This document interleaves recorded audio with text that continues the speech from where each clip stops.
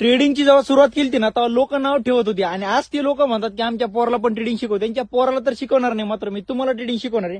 भरपूर जणांना trading start करायची पण समजत नाही कोणत्या गोष्टी करावं. तर हे बघा, या व्हिडिओमध्ये तुम्हाला मी रोड मॅप देणार आहे, सगळ्या गोष्टी बेसिक टू ऍडव्हान्स सांगणार आहे. त्यासोबत व्हिडिओच्या एंडला पीडीएफ सुद्धा देणार, त्यामुळे व्हिडिओला एंड पर्यंत बघा. तर बघा, सगळ्यात पहिलं ट्रेडर बनण्यासाठी तुम्हाला डिसाईड करणं की इंडियन मार्केटमध्ये काम करायचं, फॉरेक्स मध्ये करायचं की क्रिप्टो, हे सगळ्यात पहिलं तुमचं काम आहे डिसाईड करायचं. त्यानंतर इम्पॉर्टंट राहतं कोणतंही मार्केट चूज करा, पण एक गोष्ट कंपल्सरी शिकणे, ती म्हणजे कोणती टेक्निकल अनालिसिस, ज्याच्यामध्ये तुम्हाला कॅन्डल्स, चार्ट पॅटर्न ह्या सगळ्याची तुम्हाला पीडीएफ देणार एकदम फ्री मध्ये आणि एकदम properly basic to advance level. त्यामुळे व्हिडिओ एंड पर्यंत बघा, कशी भेटेल ते सगळं सांगतो. त्यानंतर दुसरी इम्पॉर्टंट गोष्ट तर दुसरी स्टेप असणार बघा, एक चांगला ब्रोकर बघायचा. इंडियन मार्केटमध्ये काम करा, फॉरेक्स करा, क्रिप्टो करा, एकदम चांगला ब्रोकर बघा. त्यानंतर इम्पॉर्टंट तिसरी स्टेप, तुम्ही टेक्निकल अनालिसिस स्टडी केली, त्यानंतर रिस्क मॅनेजमेंट शिकून घेतात. रिस्क मॅनेजमेंट लय सोपं आहे, एकदम 5 मिनिटात क्लिअर होईल. एवढं फक्त युट्यूबला जा, रिस्क मॅनेजमेंट सर्च करा, तुम्हाला भरपूर सारे व्हिडिओ भेटतील. त्यानंतर चौथी स्टेप राहते बॅक टेस्टिंग. तुम्हाला प्रत्येक दिवशी, आता तुम्ही टेक्निकल अनालिसिस स्टडी केली, आता त्याची तुम्हाला पीडीएफ पण भेटणार, ती कसं सांगतो.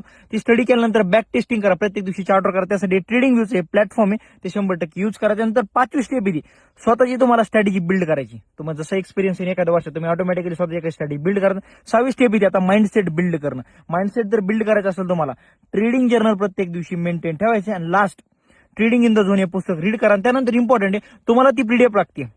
तुम्हाला जरी टेक्निकल अनालिसिसची पीडीएफ लागते, ही जी सगळी पीडीएफ तुम्हाला फ्री मध्ये प्रोव्हाइड करणार. काय करायचं, कमेंट मध्ये जाऊन टेक्निकल अनालिसिस असं टाईप करायची.